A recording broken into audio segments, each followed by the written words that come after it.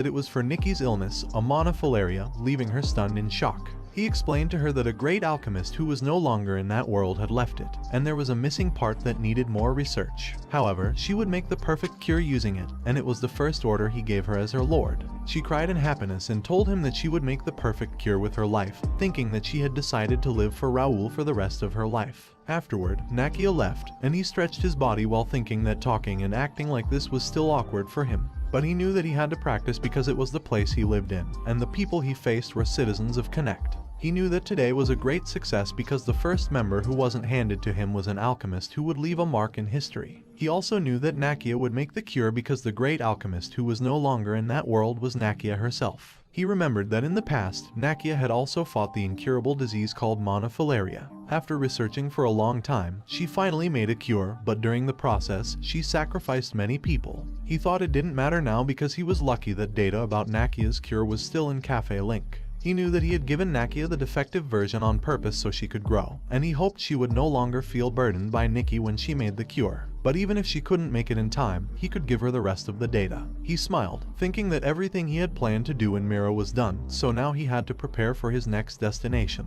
His next destination was the capital of the Reuben Kingdom, also known as the Tomb of Sword Metropolis Tyrium, and he was getting excited about what would happen in the vast city, so he should get going. Days later, someone saw people appear at the gate, and Jake excitedly told them to look at all those people. The capital sure was different.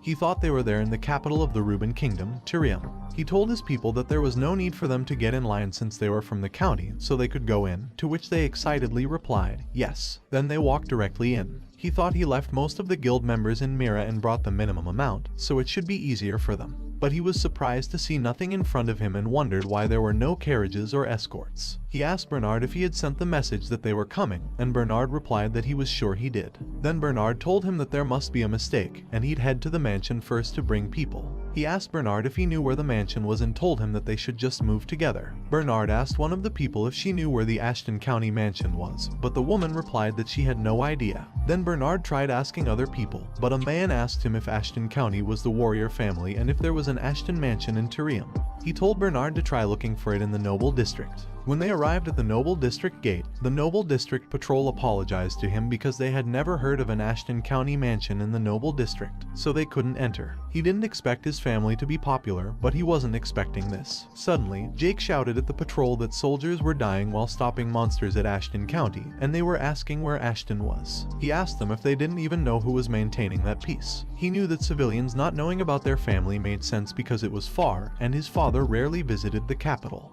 But he wondered if there was no one who even knew of the mansion's existence. He remembered that he had heard there was a huge mansion there for exchanges with nobles and royals. He thought it was inconvenient and asked Bernard if he could head to the office and find the address, to which Bernard told him to leave it to him. A moment later, one of the patrol asked him if he was sure it was the paper because he was sure that the address written on it was for Baron Gendar, making them surprised. He asked the patrol if it was really Baron Gendar and not Count Ashton. To which the patrol replied, yes, and explained to him that Baron Gendar had been living there for over 10 years now, but they could head there for now. He called Bernard, and Bernard reported to him that Baron Gendar was a 50-year-old male, and Baron was his distant cousin. Also, Baron was in charge of foreign affairs. He replied that he understood and told everyone that they should go to the mansion because he'd have to see it himself. A few minutes later, they arrived at the mansion, and the guard asked them who they were again. Philip replied that they were with Ashton County's youngest son, Raul, and asked the guard where the foreign affairs officer was. However, the guard just asked them who Ashton County was and if they had an invitation. Philip asked the guard what he meant by an invitation, but the guard asked him back if they had come to a party without an invitation and pointed to the side, telling them to wait over there because he would be back. He was pissed to hear that there was a party, and Jake shook in anger upon hearing this. Then Jake jumped off his horse and grabbed one of the guards, asking, "What the heck is happening here? Are they asking the owner to wait outside?" He told them that he didn't care who Baron Gendar was, but they should tell Baron to come out. The other guards shouted that there were intruders and whistled their instruments. However, the guards let go of their spears and ran away in fear, leaving Jake shocked. Jake asked them what had just happened and if they were running away. He then told his people that they should go inside. But as they were about to move forward, someone shouted at them to stop and asked who they were. Philip introduced himself as Philip of the Golden Bear Knights of Ashton County and asked the man where Baron Gendar was. The man asked Philip why intruders were looking for the Baron, but then he realized something and immediately apologized, explaining that he had heard they were coming. But it was late. He said he would let the Baron know right away and ordered the guards to bring them to the reception room, leaving them wondering what was happening. Later, they entered the mansion, and he noticed that it was as big as he had heard. It would take forever to go around, even with a carriage. He was surprised to see a building that only the direct lineage of Ashton County could use. He wondered why he heard music from that building and noticed strangers strolling in the front yard. Jake asked the guard if there was an event today because someone had mentioned a party. The guard replied that today was Baron Gendar's third son, Aaron's birthday party. Parties happened too often there, so they were confused as well. Jake was shocked and angrily asked the guard whose party it was. Then someone told Raul that he was finally there, and a man walked down the stairs, asking if he was Raul and commenting that he had grown a lot. He noticed that the man seemed strong, but Baron Gendar was only level 50, not even an expert. He understood why other families looked down on Ashton and why his father had put that Baron in charge of foreign affairs, but he couldn't accept it. Baron Gendar was even looking down at him. He asked Baron if he knew him, and Baron replied that he must have forgotten since it had been a long time. But he was basically his uncle and was like a brother to his father. However, he told Baron that he had never heard his name mentioned as his uncle. Baron laughed, calling him clever, and told him that it must be hard for him to understand since the Ashton family tree was a bit complicated, but he could just call him uncle. He knew that Baron thought he was stupid, but he swore that he wouldn't let Baron take advantage of him. He asked Bernard if he could re-explain what that guy had to do with him. Then Bernard, who was looking straight at Baron, replied that Baron Gendar was Count Ashton's second cousin, and Baron was his third cousin and was in charge of foreign affairs at the capital. Baron, shouting, asked him what he was doing in front of an adult and if his father had not taught him to respect his elders. But he just told Baron that he must be very comfortable with his father and asked him if he wasn't scared of the Ashton County. He asked Philip how many people could talk comfortably with him, except for direct descendants of his family, and Philip replied that only the Count's younger brother, Viscount Austin, could. He asked Philip why that was, and Philip replied that it was to show respect to Count Ashton and clearly establish a hierarchy. He then told them that when a Count's child comes of age, they inherit the title of Viscount and some land, so he also inherited some land with a population of 10,000. He asked Baron if there was a reason why he should be looked down on by a cousin he had never known. Baron replied that it was his fault, and he had forgotten that he was now an adult. He promised to show respect and asked if Raul was satisfied. Raul replied with a nonchalant whatever and thought that there was a lot for Baron to explain. He also asked Baron why he didn't explain to them what was going on there, but Baron replied that he wasn't sure what he was talking about. Philip asked Baron why there was no one to escort them when they had sent many messages about their arrival, and Baron replied that he had told them to send a carriage, but there must have been a mistake, and there were many guests today. Then he apologized to Raul, but Philip asked Baron one more question. He asked why Baron was holding a birthday party for his son at the main building. Baron explained that they needed to have a huge party to show who they were, and it was all part of foreign affairs, so they shouldn't worry about it. He sarcastically asked what the guard knew about nobility, but Philip sighed, deciding to let it go for now because Raul was there as well. Pierce handed a paper to Raul, telling him that it was the invitation he found in the yard. Raul showed it to Baron, pointing out that the party seemed to have no correlation with Ashton County, and all he could see on the invitation were the names and the symbol of the Gendar family. Baron fearfully replied that it was just an invitation and it was definitely a formal Ashton County's. Then Baron seriously reminded him that, as he had said, it was just an invitation, and he would like to stop arguing about the party because it was past his authority, even if Raul was the young master. He suggested that Raul could go argue about it at home. Raul asked Baron if he really thought the party was appropriate, and Baron confidently replied, of course, explaining that it was a long tradition to use the party hall when the mansion was empty. He reached for something in his coat, knowing that Baron was not entirely wrong because it was common to lend a mansion to other nobles, but only if Baron had permission from Count Ashton himself. Then he showed the documents and told Baron that as a temporary Count Deputy, he ordered him to end that party within an hour and report the details of the funds spent on the party. Baron angrily shouted that it was nonsense and that Raul was being ridiculous. He couldn't just send the guests back and asked who gave Raul that authority. Raul made it clear that he was not following the order and asked Baron why he wasn't worrying about his family, as he didn't think there were any guests he should worry about. He told Baron that he was giving him an hour out of generosity and asked if he should go to the party hall himself and inform the guests. Baron replied that he would wrap up the party but warned that Raul would regret it. Raul put the documents back in his coat, knowing that the worst that could happen was his father yelling at him a little. He was curious about what gave Baron the confidence to do all of this. Also, there wasn't any concrete evidence about the collapse of Ashton County, making him wonder if maybe he could find something about it there, because who knows, maybe he'll hit the jackpot. A moment later, he felt frustrated, knowing that the place they had escorted him to wasn't the main building but the mansion's annex. The man explained to him that the Baron had said, since the main building was crowded, he wanted them to prepare a quiet place for him. However, he knew that it was nonsense and turned his horse to begin riding while shouting that he didn't wish to hear it and that he was going to the main building. His people agreed and followed him. Later, in the main building, he furiously opened the door and asked if they were in their right minds. He clenched his fist in anger when he saw the Baron and the Baron's family inside, realizing that in the 3-story main building and office, only the Count and his family were supposed to stay. The entire Baron's family living there angered him.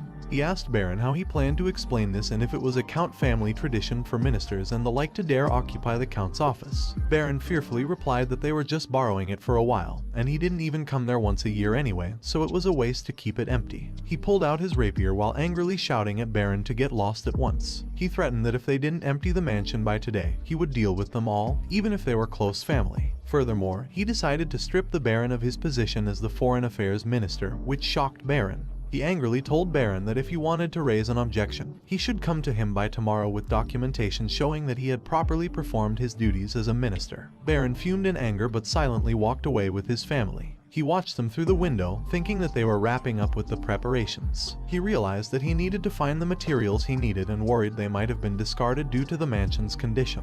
Fortunately, they were still there. Then he looked around, noticing that all documents related to the management and finances of the mansion were left in the office. He thought they must have been very complacent to think that nothing much would happen overnight. However, in his previous life, he had studied business administration and worked at a trading company. Bernard could be considered the best expert on mansion-related matters. Philip informed him that the Baron had left the mansion with his family. He asked Philip for confirmation because he couldn't believe it and if they had left quietly. Philip replied that it was a bit unexpected, but they had quietly left with only the necessary clothes. He told Philip to forget about it and asked if it wasn't obvious what they were thinking. He mentioned that they would return anyway, so there was no need to take all their baggage out. Philip asked if it would really be alright and if it wouldn't be better to give them time to slowly organize. He replied that it was better to quickly weed out the rotten parts and that it would be more efficient to confront Baron when he was looking down on them. He also knew that he must use that place as a branch of the first guild unit once he found a suitable location in the capital, and since it was his house, he couldn't have random individuals causing trouble inside it. Pierce told him that it seemed like the Baron had other backing, and he wondered if something strange would happen. He told them not to worry because it didn't matter what trick the Baron had up his sleeves, and they should have a bit more faith in their county. Then Jake grabbed Philip and Pierce, asking them why they were so worried and telling them to stop with the gloomy talk. He suggested they take a look around the mansion and follow their young master's instructions. He laughed and replied that Jake was right and that they might need to use some force tomorrow, so they should all rest. Except for Bernard, they were all dismissed. Then Jake told Philip and Pierce to go while winking at Raul in the back. When they were alone, he told Bernard that he knew what they had to look for. Bernard replied that it was his expertise. He then told Bernard that they didn't have much time, so they should start right away. The next day, 2 daggers clashed with each other. Then he raised 2 more daggers with his psychokinesis while shouting for 1 more. He threw it directly at the daggers in the air, but before his daggers collided with them, the 2 daggers shook and fell in front of Bernard, who was controlling them. He told Bernard that he had gotten a lot better and that he never thought he'd already be able to handle 2 daggers like that. Bernard told him that he still had a long way to go. He knew that it had been a month and a half since Bernard awakened his superpowers with the skill book. He couldn't believe that Bernard was already that skilled, making him realize that Bernard was no ordinary talent. It was not easy for a wind mage to handle a weapon so precisely, and at that rate, Bernard would reach an intermediate level in about 6 months, becoming a multi-talented psychic that was hard to find anywhere. Then he asked Bernard if they should do some martial arts training next and reminded Bernard that he had told him back then too that it was difficult to demonstrate power with just one superpower. It was easy and efficient to increase proficiency by combining various skills in the beginning. He asked Bernard if he was ready, and Bernard replied that he was. However, Bernard felt something and told him that it seemed like they had a guest. He couldn't catch up with the long-distance sensing ability of Bernard. He told Bernard that they should go and, as a host, he had to greet guests properly. Bernard replied that he understood and asked him if he would bring the things they had prepared yesterday, to which he agreed. He told Bernard to bring them all because he deserved to be rewarded for his hard work last night. Bernard wore his jacket, knowing that something always happened every time their young master made that face, and he hoped Baron wouldn't do anything foolish. On the floor of the building, Jake was surprised to see a lot of people and asked Raul if he had buried a treasure trove or something because he didn't understand why there were so many people gathered there. Then Jake noticed that among the escort knights, some were exuding formidable vigor, and there were even soldiers outside the mansion too. No matter how he looked at it, it didn't seem like something their party could handle alone. He wondered if their young master Raul had something else in mind. On the other hand, Baron was smiling arrogantly, thinking that things were going well for him and that the young master had taken the bait just like he had expected. Baron also believed that all the work must be completed now that Melvin was away, and that way, he could secure a position for himself. Then he noticed the blood relatives of the Ashton County residing in the capital, guessing that they must have gathered because of what happened last night. He thought that losing his position as the Foreign Affairs Minister and being kicked out of the mansion weren't just his problems because the blood relatives in the capital also used to hold banquets in the mansion hall at the county's expense. Even the management fees for the mansion had been flowing to them through his pocket, so there was no way those who had their benefits taken away overnight would remain silent. Baron admitted to himself that it was a mistake on his part to hold the party in his name and use the office, but they didn't know about it. Raul must only know how to act like a noble, but he considered Raul an idiot who didn't understand the situation. Then he told Melvin in his head that he didn't know why he entrusted the seal to his young son, but he would use it well. Raul walked forward with his knights, causing the people around them to wonder if that pretty face was really a blood relative of theirs, if he was the young man who had been causing trouble for Baron Gendar, and if it was really true that Raul had won the swordsmanship competition. He looked at everyone and told them that he had unexpectedly ended up standing in front of so many people. Then he asked if everyone was there because of the issues with Baron Gendar. Baron shouted in reply that it was right and that his blood relatives were angry at his unreasonable behavior and had gathered there. Baron suggested that Raul could apologize to the adults and fix the mess now, but he calmly told everyone that he could assume Baron represented everyone there. As he had promised, he would try to sort out the rights and wrongs. However, Baron interrupted him, finding humor in the idea of discussing rights and wrongs. He told Raul that the mansion had been managed alternately by blood relatives living in the capital for decades, and that it was not a playground for a young brat from the main family who didn't even know anything. Then the people began to shout that Baron was right and asked if the main family was looking down on them. They also shouted that Count Melvin was too much to think that he had given the authority to represent him to a child. On top of it, Melvin had even provided fewer subsidies when opening additional mansions, and improving methods weren't enough. He knew that at that point, he wouldn't have time to tell them what Baron Gendar had done and why Baron was fired. He thought it was not important right now, and as he expected, things might get more complicated while activating his eyesight skills. He saw that a total of 5 forces had gathered there. First were Ashton County's blood relatives, who had participated without much thought. Second were the spies of the Imperial Hounds, the intelligence bureau of the Cranian Empire. He thought it was not even shocking because it was obvious that the Empire was behind the conflicts across the continent. But the third category was unexpected because they were knights of the Delamian family, one of the 5 great families of the Brennan Republic. The man in the front was named Graham, 45 years old, on level 88, with a job of Knight Advanced Sword Expert. He belonged to the Reuben Kingdom, Baron Han of the Brennan Republic, and the Delamian family. Graham's nickname was the Red Executor, his potential ability was A. His strength was 82, his agility was 72, his stamina was 84, his intelligence was 62, his willpower was 68, his mana was 71, and his senses were 76. Also, his unique traits were Tireless Body Grade A and Melee Specialist Grade B. He saw several mid-tier expert knights other than Graham, but he had no idea why families much stronger than Ashton were flocking there, making him think that it was a pain in the ass. And there were those bastards too, the Knights of Randall Viscounty. The man's name was Raphael, 26 years old, level 61, with a job of Knight Beginner Sword Expert, and he belonged to Randall County. Raphael's nickname was the 4th Young Master of Randall County. His potential ability was B. His strength was 61, his agility was 65, his stamina was 58, his intelligence was 61. His willpower was 53, his mana was 60, and his senses were 55.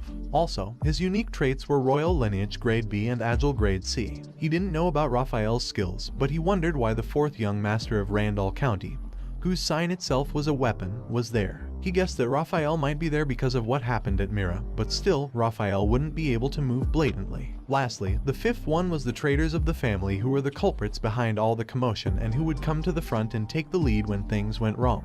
The man's name was Titus, 27 years old, level 65, with a job of Knight Intermediate Sword Expert. He belonged to the Reuben Kingdom, Jadin Viscountcy, Brennan Republic, and the Jadin family. Titus's potential ability was his strength was 70, his agility was 64, his stamina was 68, his intelligence was 62, his willpower was 65, his mana was 63, and his senses were 58. Also, his unique traits were Royal Lineage Grade A, Straight-Headed Instinct Grade A, and Twisted Fighting Spirit Grade B. He also knew that Titus was his elder cousin and the eldest son of Viscount Jadin, who was his uncle. He knew that his father, Count Melvin D. Ashton, had two brothers, his older brother Jadin and his younger brother Austin. Of the three, Melvin was the most talented, but because of primogeniture, Jadin was expected to be the next count. Jadin was arrogant and violent, so if anything bothered him, he would hurt or kill them. One day, Melvin achieved intermediate expert status and gained more support than Jadin to be the next count.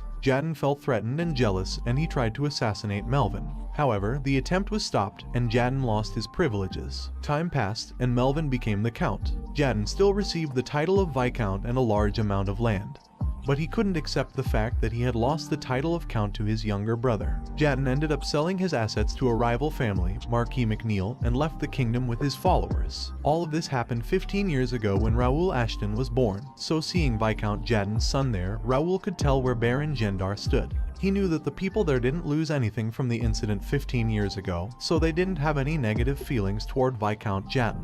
They probably thought they had a chance to push them off and take the spot. He remembered that in his past life, the Ashton County split up into multiple factions and fell apart. He guessed that maybe they made the right choice, but that only applied if he wasn't there, and he swore that he'd teach them they had made a big mistake. He signaled to Philip, to which Philip nodded in agreement while he thought that he knew what was going on there, so it was time to make his move.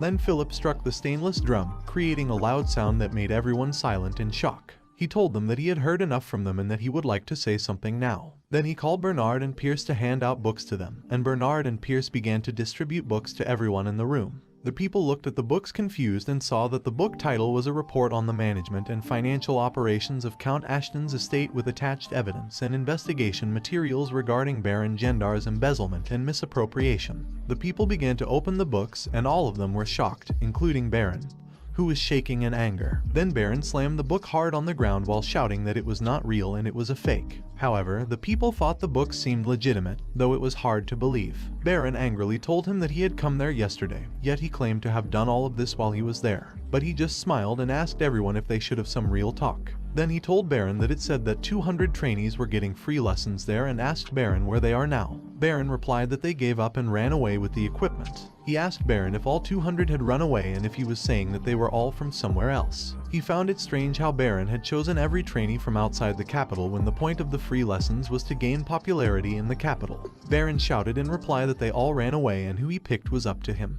He calmly agreed and told Baron that there were addresses in the book, so they would find out more about it once they started investigating. They should move on to the next point. Then he told Baron that it said he gave 100 gold swords as presents to other barons. However, according to the investigated report, they had all received 10 gold replicas. It also mentioned that he hired 100 C-rank mercenaries as mansion guards, but he wondered where they were because there was no way 20 rank F mercenaries were all he had. Additionally, there were frequent parties at the main building, such as a celebration for the Baron's son, the Baron's wife's birthday party, the Baron's hunting ceremony, and more. He didn't understand what all those had to do with estate expenses. He closed the book, amazed that he had listed them all, and he had to stay up pretty late to find all of those discrepancies. He remembered that last night, he found out that some of the papers were fake, so he had to sneak into the Baron's house. They found the real book of accounts using his analysis and Pierce's observation skills. Then Bernard organized them all and put them in a book. He used his document copying skill to make multiple copies, so everyone there should now know how much the Baron had embezzled until now. Then he asked everyone if they could see that it seemed like more than half of the estate expenses had been embezzled and if anyone disagreed with firing Baron Gendar. However, no one spoke a word.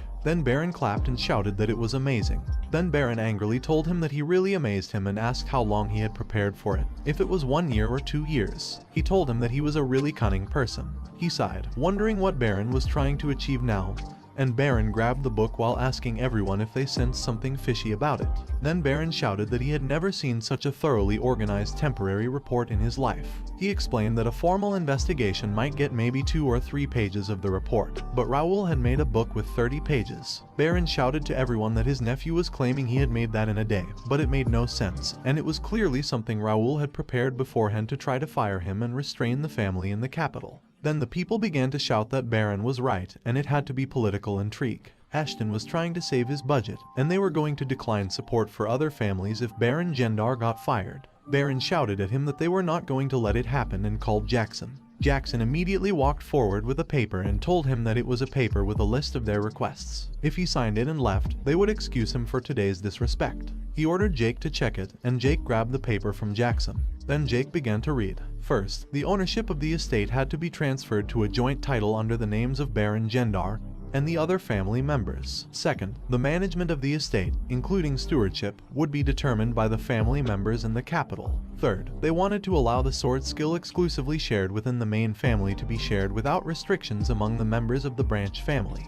Jake cursed in shock and shouted at everyone that they had all lost their minds. They were all having parties with the money they made from killing monsters, and he told everyone to go fuck themselves. Baron told Jake that he had no right to speak to him and asked if it was really what the main family wanted. Jake squeezed the paper and told Baron that, as he said, he could go away. He also said they were not giving up that house, and that was the most ridiculous idea he had ever heard. Baron grabbed something from his coat and pointed his dagger at Jake while asking how he dared to insult them. Then Pierce and Philip pulled out their weapons, and the other knights on Baron's side drew their swords too. The two sides pointed their weapons at each other. He ordered Jake to stop, and Jake immediately threw the paper. Baron couldn't believe that Jake didn't care that he had pulled out a knife, but he knew that Jake had only pulled it out to threaten him. Those three right there were the best knights in Golden Bear, so he stood no chance. Baron told him that Jake had insulted them, and if he didn't execute Jake and apologize, he would consider him the same. He also said he should apologize if he wanted to avoid bloodshed. But he just smiled and told Baron that he meant Jake didn't say anything wrong. Then he stepped on the paper and asked Baron why he didn't stop pretending. He told them that he didn't expect it to be solved with those papers, but he thought Baron would be embarrassed at least. Then he pulled his sword out, raised it, and stabbed it on the stage, telling Baron that he guessed he was a greater person than he thought he was. He asked Baron if he knew that he would never sign that paper over his objections, so he should say what he really wanted. Baron remembered that he had heard the youngest was the weakest and talentless, making him surprised at how strong Raul was. But he swore that he was not backing out now. Then Baron shouted at him that there was no use trying to bluff, and he couldn't leave that place unless he signed the paper. Then the knight closed the door shut, and Baron confidently told him again that he couldn't leave that place unless he signed the paper, so he should think carefully. He looks at Baron in silence for a moment and tells Baron that he must know that his actions are akin to declaring war against the county. The nobles begin to shout at Baron that it was not what they agreed upon and ask him if he was crazy to go to war against the county. Then the other noble tells him that they are out and they should let them leave. Baron just calls them foolish and tells them that it is too late because they are all in the same boat. Then he asks them if they really think Count Melvin will forgive them. He asks them if they are done talking and asks Baron what his move is because he's not signing the paper. Baron shouts at him, saying that maybe he doesn't understand what is going on there, and that hundreds of knights and guards will run at him on his call. He asks him if he thinks Golden Bear can take them all. Then Baron smirks, thinking that he prepared a secret weapon just in case, and even Golden Bear won't be able to stand against it. Raul notices that as he expected, some of them are just watching, so it means there is nothing stopping him. Then he asks Baron, so what? While pointing his sword at him, making Baron wonder why Raul is so confident when he thought he could threaten Raul with the armed soldiers. Then Baron looks back, knowing that the secret weapon he prepared is the last resort and thinks that if he uses it, it is going to be war. Then he takes out the badge, knowing that he'll have to use it, and it would be easier if Raul were as weak as the rumor said. Then he shows it to everyone while shouting insults at him with fake documents and disrespecting him in front of many people. He'll find justice. Then Baron throws his badge toward him while calling his full name to request proof of lineage. The people whisper that it was the dual request they could only use once in a lifetime. It was the only way to fight against the superiors, and the opponent was his nephew, which is very forced. He asks Baron if he is serious and why would he accept his request. Baron tells him to consider it as his last mercy and that it will be better than having his seal taken away forcefully. Then he continues by telling Baron that next, he'll get the honor of taking away his nephew's seal through an honorable duel. Baron angrily tells him to decide, and if he declines, he'll have to use force. He thinks for a moment while Baron thinks that he knows his answer even though he acted all strong. He asks Baron what the conditions are and tells Baron that he assumes he was not the one dueling. Baron tells him that 3 from each side and 1 versus 1 duel from each side, and the last one standing wins. Also, since it was proof of lineage, he'll have to pick 3 from the lineage. Philip shouts that there is only Raul on Ashton's side, and it is not fair, but Baron tells Philip that there are many others of the lineages there, so if they think Raul is right, they can stand on Raul's side. And it's not his responsibility if no one stands by Raul. Philip is about to attack Baron in anger, but Raul stops him and asks Baron what the bet of the duel is. Then he tells Baron that he'll sign the paper if he loses and asks Baron what he is betting. Baron replies that he didn't think it mattered and asks him if he wants anything from him. He replies that it was a fair duel, so the bets should be fair too, and if he wins, he'd take every family's house that has signed the paper, making the nobles unable to believe it. Then he tells Baron that if he doesn't agree, there is no duel and asks Baron what he says. Baron wonders what he is thinking, knowing that it will only make the other families stand against Raul. But it is not bad for him, and if he can't get Raul to sign the paper, those houses are meaningless. So Baron tells him that he agrees and asks him if he is accepting the duel. Philip tells him that there are different ways to do it, and he knows that Philip is right. But he has already decided to accept the duel, and he even got a quest for it, so he was not backing down. While looking at the system showing him the sudden quest named Proof of Lineage, which is grade C, its objective is to win the duel, its extra objective is to win the duel alone. Its description says families in the capital are being unreasonable, so he should shut them down with skill, and the rewards are experience points, coins, and unknown. Then he asked Philip if he thought he was going to lose, and Philip replied that it was not what he meant, and he was just worried that there might be unexpected variables. He tells Philip in the chat system not to worry if he thinks there is going to be a problem because he can break in and interrupt, to which Philip replies that he bets they are thinking the same. He knows that the duel is just for show, and they won't accept the consequences even if they lose, but he still tells Baron that he'll accept the duel and asks who is going to be the judge. Also, he tells Baron that he doesn't want him to be unreasonable after he loses. Baron tells him not to worry and that he has a special guest there. Then Baron asks someone to be the judge, and the man replied that he guessed he had to now. The nobles look at the man wondering who he was and if he was not a guard. Baron introduces the man known for his sword and character in the capital, the rising star of Reuben Kingdom, Raphael D. Randall, the Randall Viscounty's 4th son. The knights pointed their swords at Raphael while the nobles asked why Randall's son was there, and Jake called Randall scumbags. Raphael laughingly tells everyone to calm down and explains that he was only there because he was invited and he came to greet Raul, but he didn't expect that fun and clarified that he meant a tragic event to happen. He tells Raphael that he believes he will be a fair judge, and Raphael replies, "Of course." Then Raphael called the representatives to stand in the center. He looked around, and as he expected, no one was standing by his side. But he thought it was good for him because he didn't have to decide which one was the better garbage. Then Raphael tells everyone that they should begin the first match and calls Gendar family's 3rd son, Aaron. Aaron thinks Raul screwed over his party and believes Raul was the weakest of Ashton. But Raul was all confident about winning a countryside tournament, so Aaron swears that he'll make Raul beg. Raphael shouted that the duel started, and Aaron immediately jumped toward him, then launched an attack while telling him that he was done. However, Raul just used his detection eyesight and attacked Aaron. Raphael raised his hand and shouted that the winner in the first round was Raul, making everyone shocked that Aaron was down in 1 shot, while the others asked what happened because they didn't even see it. Baron shakes in anger and calls his son Aaron stupid because he lost his chance to regain their family's honor. Raphael asks if they should start the next match, and Raul nods his head in agreement. Then a man tells Raphael that he'll go, and Raphael sees a man with long earrings, knowing that the man's name is Baron Kespi, one of the decent swordsmen in the capital, making him excited for the next match. Kespi tells him that they should start right away and attacks him immediately, but Raul blocks it using his sword. Kespi raises his sword shakily and tells him that his basics were nice. Then they attack and block each other using their swords, while Kespi tells him that he is very steady and his reflexes are on point too, making him understand why Aaron lost in 1 strike. Kespi furiously lifts up his sword while thinking that it is not something he should use against a kid 20 years younger than him, but he also has a lot on the line. Then Kespi activates his bear strike skill and tells him to take it. Kespi attacks him with it, causing a loud explosion.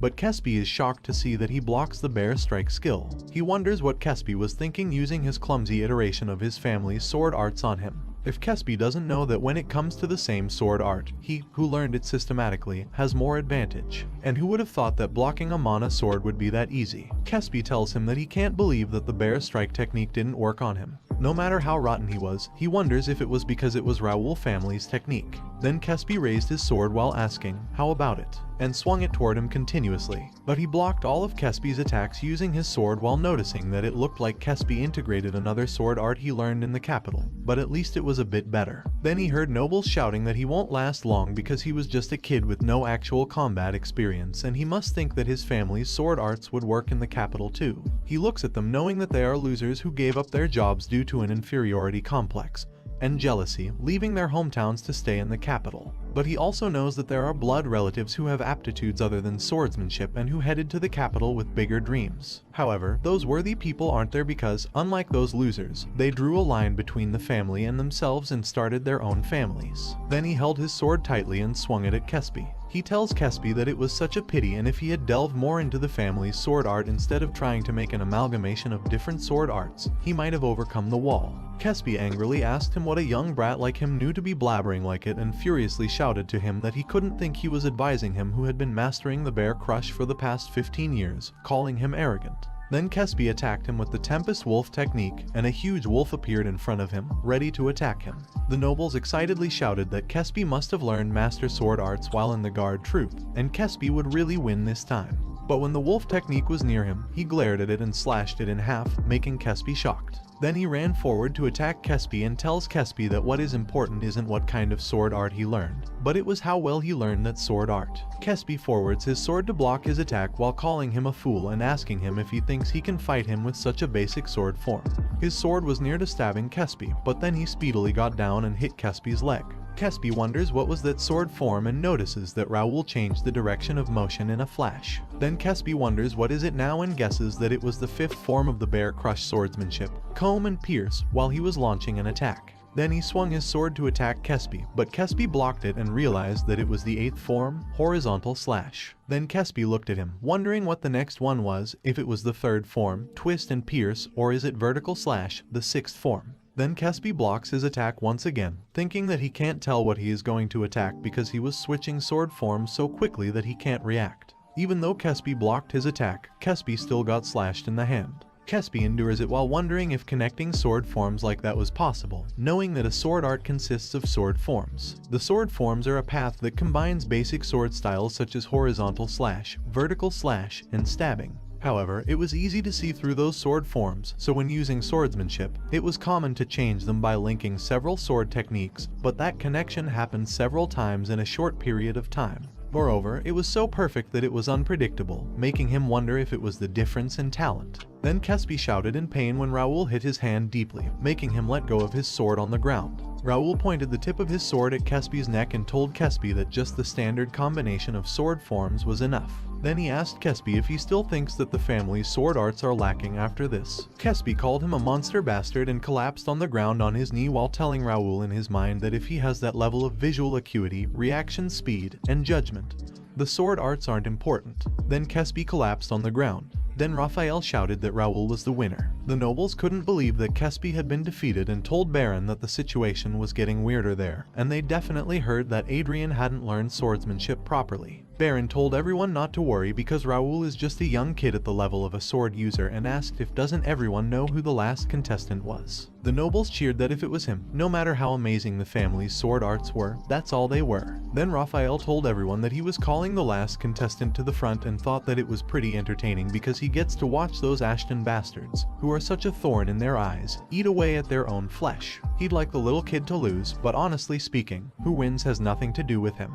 Suddenly, a man said it was finally his turn, making Raphael wonder if it was Dave, and he wasn't exactly a memorable one. Also, he was the eldest son of Baron Gendar, a bit older than him. Then Raphael smiled, thinking it didn't matter, and told Raul to struggle until the end. Then Raphael told everyone that the third match begins. Then the man entered the center, breaking the ground in the process, and Baron Dave, the third representative of the Gendar family, entered. He was surprised to see Dave and asked himself who would have thought they'd put in that much effort. Dave called him little kid and told him that he won't say it twice, so he should give up on the match while he is being nice. If he doesn't, he will cut off his limbs with that sword. Also, if he plans on dealing with him with those stupid sword arts, it'll be a good idea to quit.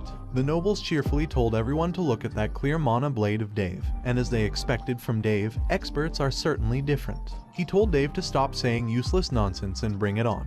Dave jumped toward him and told him that he'll give him what he wants, but he shouldn't resent him later. Then Dave swung his sword toward him, but he just easily slashed it in half. Then he jumped and launched his sword at Dave to attack back.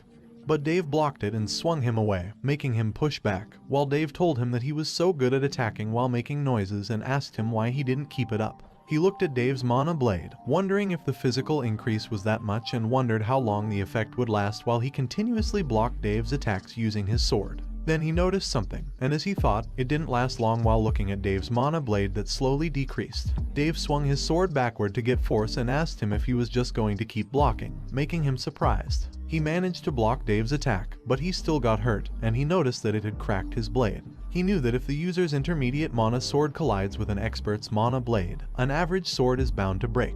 But as he thought, it wasn't a real mana blade, and now that he had seen everything, he wondered if he should wrap it up. Then he jumped, making Dave surprised, and appeared beside Dave, calling Dave a fake expert and an Empire's dog. Dave raised his sword to attack him while calling him arrogant, but he just swung his sword forward to counter-attack. When he hit Dave's sword, his sword shattered into pieces because of the force, and it made Dave push back a little. Then he launched his fist forward and punched Dave in the face. Dave managed to compose himself to avoid falling, but he launched his fist again and told Dave to rest in peace. Then he punched Dave in the face, sending Dave flying away and slam into the stairs hard, making Dave release blood from his nose while he was calling the judge. Raphael tells everyone that the winner is Raul and declares Raul to be the winner. Then he walks silently back onto the stage with his people and grabs his destroyed sword while saying it was unfortunate because he liked that sword. Philip respectfully tells him that he did nice work, but he just tells Philip that it wasn't that hard.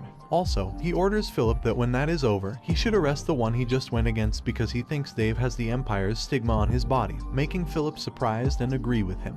Then he tells him that Dave's movements also seemed unusual from his perspective. Then Pierce tells him that he brought an extra sword. He grabs the sword Pierce gives him and asks everyone what he should do. Baron wonders how it happened, knowing that Dave did bend the rules, but Dave is still a sword expert, and why is his son lying down there instead of that kid Raul? Then Baron shouted that Raul was a fraud and Raul must have done something, so the duel was cancelled and it didn't count. Then Baron looks around, thinking that it is useless and everything is falling apart. Then he remembers the papers and thinks he has to hold on to those papers because it is the only way he can stand next to Jadon or the Randall family. Then Baron orders his people to take the papers from Raul and asks them what they are doing. Then he tells everyone that there is no going back and orders them to charge him. He smiles because he expected it and tells his knights that they should play along with them for now, making Jake excitedly shout that he was waiting for it. Suddenly, someone shouted to the enemy not to go near Raul. He looked at the people in front of him, thinking that it was unexpected, and the servants there were supporting them. Then the fight begins. The nobles on Baron's side fight with the servants of the mansion, which is on Raul's side. He knows that he has to figure out what is going on, and then the system pops in front of him, making him understand that it seems like he stumbled into an unexpected treasure. Baron called the servants inferior vermin and asked them how dare they stab them in the back, and if it was how they returned their favor. But one of the servants asked Baron what he meant by favor when he was the one who took away the donations meant for them, and they hated the county only because they didn't know he was the one stealing it. Also, if it wasn't for Raul, they would have been enslaved by him forever. He knows that those are the people who were recommended by Ashton County to enter the Royal Academy. They did well in the Coming of Age tournament and received a scholarship from the county to attend the academy. Since the academy's dorms are closed during the break, they had to stay in the mansion, and their living expenses were supposed to be subsidized during the break. However, Baron Gendar took them all, and Baron even used them as servants to save on servant employment costs. Jake tells him that it was crazy and Baron did so much just to steal. No wonder Baron was in charge there. He tells Jake that, in the end, they gave power to the wrong person, and he doesn't think Baron was like this from the beginning. Jake asks him what they should do because someone will get hurt if they really start fighting. He tells Jake not to worry because he is about to get there, making Jake ask him who he is talking about. Suddenly, the door opens, shocking everyone, and a huge man orders the guard to move and asks them who they think he is. Baron asks the guard what is going on and who it is. One of the guards reports to Baron that they are in trouble, but then one of the guards shouts in pain when someone steps on him, and the huge man asks them who it was, who is swinging a sword inside Ashton County's mansion. The people are shocked to see an inhuman-sized body and notice that the man's arm is the size of a man's waist, making them realize that he must be Dylan and ask why the Count's heir is there. Dylan walks forward with a lot of top knights behind him. One of Baron's guards is stunned in shock, and Dylan angrily looks at the man, then throws the man hard against the window. Dylan orders them to stay down and asks where that kid is while the people around him ask how it's possible, and the others reply that Dylan is the strongest in the kingdom. Then Dylan sees Raul on the stage, so Dylan pierces his sword into the ground and grabs Raul while sweetly calling him his youngest brother. Then Dylan lifts him up while asking him how he's doing, if anyone bullies him, and if he is eating and sleeping well. Dylan also asks him if he's okay, and he tells Dylan that he is getting dizzy, so he should let him go, making Dylan laugh and put him down. Dylan tells him that he has grown a lot in the last 2 months, but it's not enough because if he were a man, he'd have to grow nice muscles like his. He asks Dylan if by any chance he came all the way from home like that, and Dylan laughingly replies that of course he did because clothes feel uncomfortable nowadays, and it feels nice to show his muscular body to everyone in the capital. This makes him frustrated, thinking that the Count's heir is walking around the capital without a shirt on. Then Dylan pats his head while telling him that, whatever it is, a man has to stay healthy, and if he had a wonderful body like his, those clowns over there wouldn't even have tried to pull out their swords against him. Then Dylan pulls his sword while asking if they shall end it and asks everyone there how dare they, shitters, pull out a sword in Ashton Mansion. Then the knights with Dylan raise their swords to the nobles. Raul knows that it should be over now, but he wonders what Dylan is thinking about by bringing the vice captain and all high-ranking knights. He noticed that there were 25 intermediate sword experts, and they could easily overpower the Baron's family. Baron fearfully cursed in his mind, realizing that he was trying to turn the tables, but he was done for now. Baron noticed that Randall's fourth son, Raphael, was busy hiding, and the Brennan Republic knights that he had as his secret weapon had turned away. Dylan started to walk around, saying that they should see who was there. Then, Dylan immediately looked to his side and saw Raphael. He ordered Raphael to greet his brother. Raphael greeted Dylan, saying it had been a long time since they'd seen each other, and Dylan put his hand on Raphael's shoulder while telling him that he still looked the same. Dylan asked Raphael which son he was, and Raphael replied, fourth. Dylan asked Raphael if he still bullies kids with the third and the sixth. Raphael replied, shoutingly, no, and added that it was a long time ago. Dylan angrily asked Raphael if he was getting mad at him, and Raphael shook in fear while replying, of course not. Dylan dusted Raphael's shoulder while telling him that it seemed like he had his fun today, and he wouldn't be able to talk with him again if he stayed like that. He mentioned that it was a family problem now, and he wanted Raphael to stay out of it. Then Dylan asked Raphael if that's what he wanted, and if he wanted to stay and talk with him. Raphael shatteringly replied that he had things to do at home, and Dylan told him to go ahead. Raphael walked away, holding his hurting shoulder, while Dylan told him to tell the first son of Randall to come see him if he ever wanted to duel. Then Dylan ordered everyone to leave because it was a family matter, but anyone who had pulled out their weapon had to stay because they needed to talk. Then he asked them what was good and asked Baron where the paper he wanted to be signed was. On the same night, he thanked Dylan for coming and asked if he didn't think it was too much. Dylan laughingly asked him back if he thought so, and he replied that he had brought the vice captain and many other knights, so there were many people. He also asked Dylan about his wife and son. Dylan laughingly told him that he had asked for help, so of course, he had to bring his best. He also told Dylan that he still thought it was too much, and he had contacted him late last night, so Dylan must have hurried to gather everyone and come to the capital. Dylan told him that he knew why he did all of it and asked him why he thought their father gave him the stamp. He then told him that it was easier to sort it out because he came. He knows that Dylan was right, and if it wasn't for the heir coming there, it would have been much harder. Dylan got there very quickly through the portal. He thought it must have cost Dylan around 3,000 gold coins to get everyone there through the portal, but he decided to stop thinking about it. He asks Dylan what he is going to do about them when there are around 30 people, and Dylan angrily replies that they will pay for their sins, and he won't let them get away. He tells Dylan that they are still their father's brothers and asks if he thinks their father will be okay with it. Dylan smilingly tells him that their father didn't say anything, so it's their chance to get rid of them. They've forgiven them for so long, and their funds grew scarce because of them. He noticed that it seemed like it was Dylan who planned it, not their father. The cafe link also said Dylan Ashton is very political and good at calculations, making him think that with brains along with brawn, Dylan was definitely overpowered. Dylan patted his head while telling him that he didn't look good and asked him if it was because he might kill them. He then tells him not to worry because he was just going to cut their funds, and he was proud of him for doing good work today. He tells Dylan that he didn't do anything and he just ran straight at them because they were being annoying.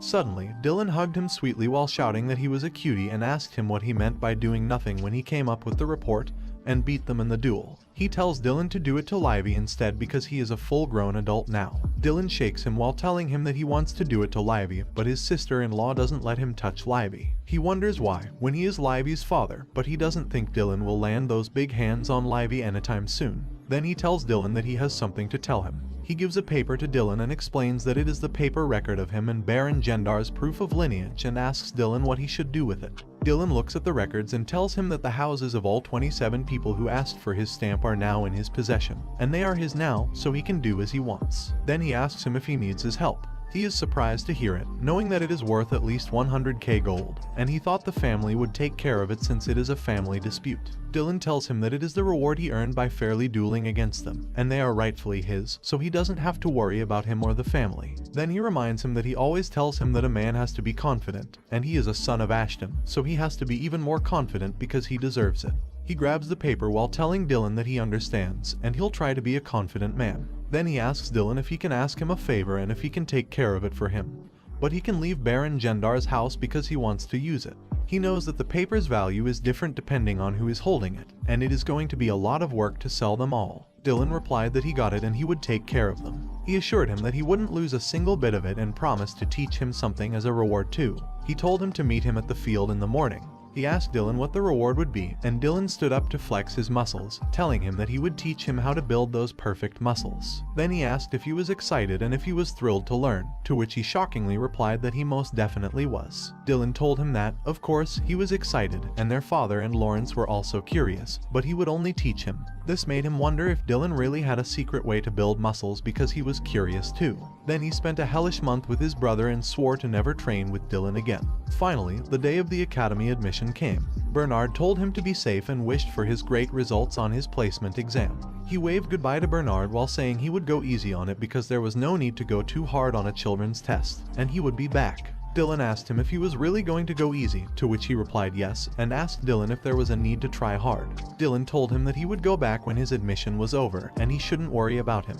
He was confused because he thought Dylan would tell him to try his best. He thought he could go easy on the exam and just graduate from the academy because the academy was just an excuse to get away from home and not his true purpose. Also, trying to fit in with the kids would only tire him out, so he told himself to just go easy. Later, they arrived at the academy and saw a lot of people walking toward it. He told Dylan that it was pretty busy out there, and he didn't expect admission day to be that busy. Dylan told him that this year was special, and people who delayed their admission were all there now. He wondered if something had happened, knowing that the cafe link didn't have any information about the academy. He even got the list of Noblesse